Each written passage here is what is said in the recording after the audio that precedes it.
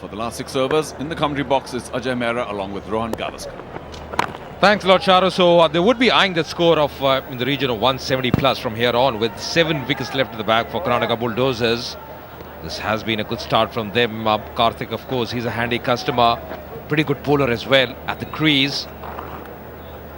Suresh Nair coming on from the Anna Pavilion end. He's got a task in hand.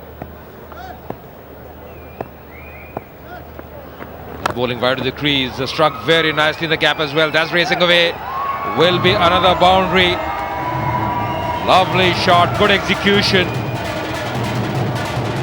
Magnificent timing as well. He put a lot of beat into it and it raced away to the boundary.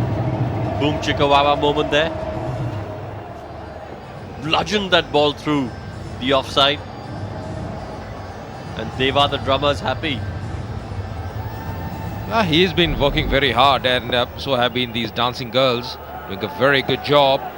Boom chicka wawa moment.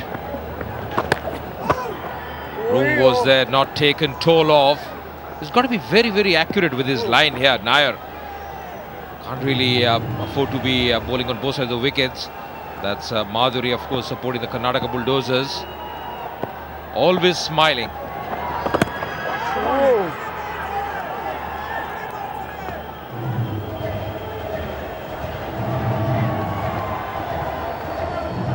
Good comeback by Nair after that boundary. 2 dot balls. There's Madhuri Bhattacharya supporting the Karnataka Bulldozers. I beg your pardon.